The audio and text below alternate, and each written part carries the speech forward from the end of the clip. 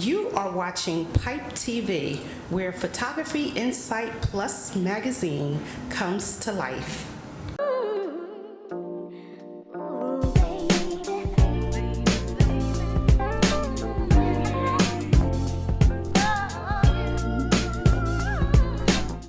Hi, I'm Jill Foster, and this is Pipe TV, and I'm here at the Queen's Theater at an event where the headliner is none other than Keith Washington, ladies. Ladies, Keith Washington is in the house. Hi, Keith. How are you? I'm okay. How you doing? I'm good. So I want to start off by asking you, how did you come about being here as the headliner tonight? The gentleman behind me on the side of you. Okay, and what's his name? That's Mike, man. That's Mike? It's like my brother. He's very familiar with the people that's involved with this. And when it came down to me being a part of this, first of all, I was hoping to tell my brother no, but at the same time, we just wanted to make sure it fit in with my schedule because we've been on tour. And basically, that's it. And then they told me the lineup of the people. And then again, once again, I love New York. I love Jersey. I haven't been here in a while. So this was an opportunity for me to come here to just show my appreciation to what they done for me as far as helping my career do what it do. Okay, so you're not originally from New Jersey. Where are you from? No, I'm originally from Detroit, Michigan. In Toronto. My dad's Canadian, so I grew up in Toronto, Canada, and Detroit. But I live in LA. I've been in LA since '86. Okay, so I remember you from the early 90s, and two words, Kissing You. That song, it took you a long way. Yeah, it did. I mean, it took me from one platinum album to the next platinum album. I mean, God has been good, man, and just think the song was about to be given to Anita Baker because I wrote it with Anita involved. And what happened when a record executive heard it, I was telling him it was for Anita. Actually, I tried to go past it on those little fast text tapes. I was listening to some songs, wouldn't let him hear it, and I was going past that song. And he said, wait a minute, what was that? I said, it's like a jazz R&B. I'm finishing up for Anita Baker, And he's like, wait, can I hear it? And, I thought I'd let him hear all the best stuff that I had. And he heard it, and he said, man, that's not Anita's song. That song is going to change your life. And I was like, man, that's not where I want to come from. But see, what I write is where I'm from. It's like, me being who I am is true to the music, and the music is true to me. I don't write songs that I haven't been through. I only talk about what I know. And so one thing led to another, and to a manager, and he said the same thing. And this so happened his manager represented Anita Baker, and he also agreed that was the beginning of my career. So it's a long story behind that, but I'm trying to make a long story short. So I want to thank you for appreciating what my work is all about. Yeah, well, I know personally that song got you a Grammy nomination for the best performance. So singing about what you know, you gave it all you got. If you see the video, you'll know what I'm talking about. So you definitely deserve that. I wish I could take all the credit, but I was living in Charlotte, North Carolina when I came up. It's not. They say it's not often how you start, it's how you end, and it's not where you from, where you get your beginning from. You know what I mean? Or where you at? You know what I mean? Because I'm from Detroit, and I thought my whole career as a singer-songwriter would start in Detroit or New York, L.A. But at the same time, I was dating this young lady. We wound up getting married in Charlotte. She moved there. And I helped her move there, and I wound up living there with her. And there was nothing in Charlotte in the 80s. Nothing. I mean, I'm like, what the hell am I doing now? Oh, this is not for me. But it was for me because it also allowed me to write a couple of #1 records for Freddie Jackson there. See, I thought I would have got, that work in New York, you know what I mean? Or that work or my songs. But I wound up meeting somebody that was connected with the Hush Productions.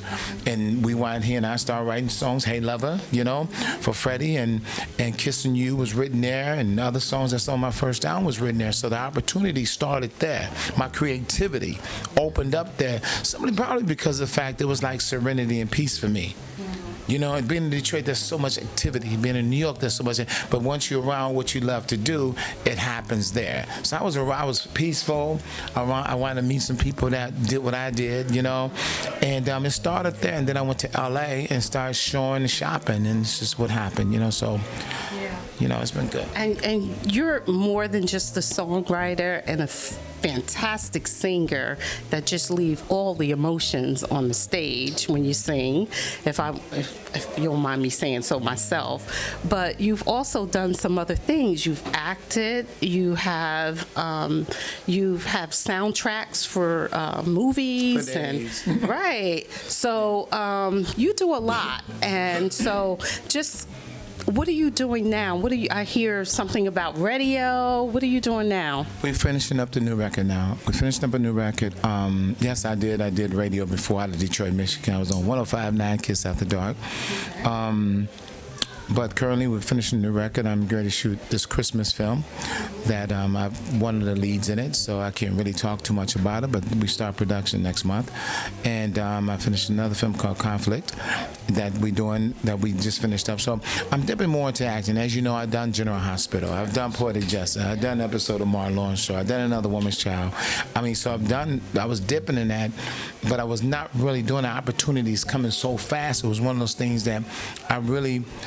You know, I thank God for everything that he presented to me because I know he's real. And the reason why I know he's real, long before the fact that I prayed and said, if I ever become a star, I want my first performance to be at the Fox Theater in Detroit on my birthday. And when that happened to me without nobody knowing, and my manager was telling Quincy Jones, because I was signed to Quincy, and they were talking about my tour schedule. And he said, and he's at the Fox Theater with Phyllis Hyman November the 15th, and my manager didn't really know my birthday. And I asked him, I said, wait a minute, I'm going to win? So I know he's real. Yeah. So how could I prove what I'm saying?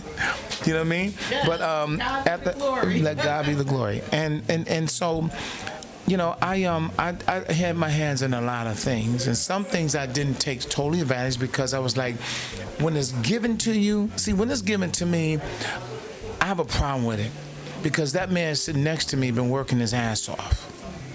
So I'm not saying why not me.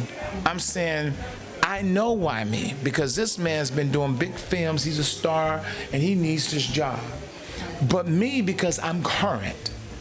And I always had a problem out there because, you know, it's like, but my mother always told me, you know, why not you? I mean, even though you had a record, you worked hard to get where you are. But always, when I did Poetic Justice, I met John at an art store, Singleton. And John was like, I got a role for my movie for you. Yes. And I was like, really? He's like, yeah, man. I was already cast, but what blew me away is when I walked in and saw a lot of great actors. You know, Jesse from Young and the Restless, Alan Payne, just different people, different actors in there. Flash from the Five Heartbeats. I'm watching all these guys got the same lines. I ain't never been in a situation. I said, wow, who y'all reading for? Oh, we reading for Dexter. But I'm saying to myself, wow, how does that shit work? Well, I understand now. Even though I had the part, if in case I couldn't make it, then they follow up with somebody else. But I really didn't take advantage. General Hospital, they offered me another contract. I turned it down because I wasn't really trying to be an actor at that time. Yes. You know, but I thank God for it, and now we picking up where we left off at. I'm like, LL, don't call it a comeback. I've been here before, and I'm here to stay. Okay, well, I'm just so grateful to be able to sit here with you and do this quick interview. You've given us so much for the people who don't know who Keith Washington is. And now that they know a little bit more about you, how can they follow you? How can they know what you're doing? Do you have any? All the social media. Okay, can you give us what that is? Washington. And on Instagram, I'm K-Dub, so that's it. K-Dub on the gram, and Keith Washington everywhere else. You can just Google him. You know, he's even on Wikipedia. You know, I did my research. Yeah, so, people talk about shit too, but yeah. You know, but I'm a fan. Man, but it's like, you know, that's what. In fact, we shooting for Unsung, so a lot of people that have the story confused about me and Aretha Franklin, they'll know the truth when an Unsung comes. So. Okay. Well, it was my pleasure. My pleasure, too. My pleasure. Thank you. And again, you just heard it. Again, I've had the pleasure of sitting with the headliner of this event tonight, Mr. Keith Washington. I'm Jill Foster, and you are watching Pipe TV.